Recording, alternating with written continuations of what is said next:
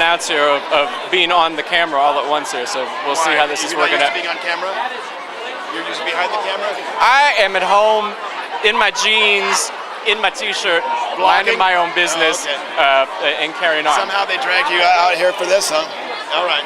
Well, I dragged myself out. Soap Central. Yes, sir. I've been to that website. Is that a good thing or a bad thing? I think it's a good thing. No, whenever I go and try to find some information about whomever, Soap Central always seems to pop up there right along with Soap Digest and other soap websites. So I have to ask, who are you online Googling and looking into? Mostly myself. No. Sometimes I'm finding out about actors that are like going back on a show that I know, or what's happening here or there. When I was on As the World Turns, I think I was going on and seeing how, people reacting to Cowboy Jack and that whole story.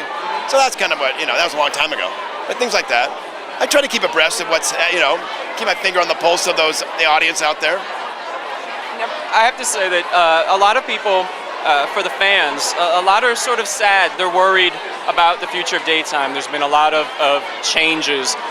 For someone who's on camera, what do you say to the fans who are, I don't really even know the word.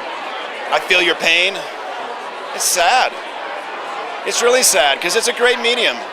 And it's a great, the stories at their best are transcendent. Yeah, we tell a lot of story, and not every day is great storytelling. But when it's good, there's nothing better.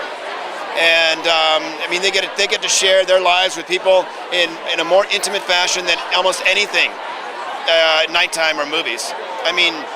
You see their faces are in their bedrooms every day. Some of them.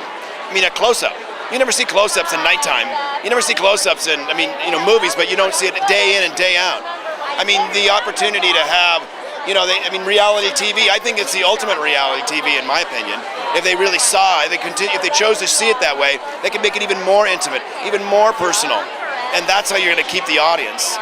So why don't people seem to still, in 2011, why don't people respect the soaps? Because you have those occasional days that are just like, are you kidding me? And you know what I mean?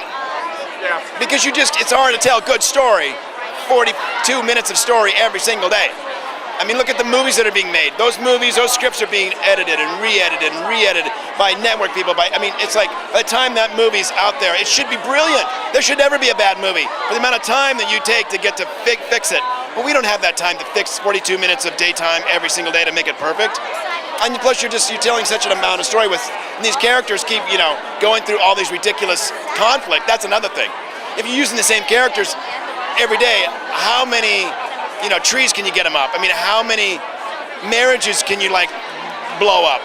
So it's just, the writers have a daunting task to keep it interesting and to keep it, without getting laughable, You mentioned, how many of this and how many of that. In your time in daytime, how many times have your characters been married altogether?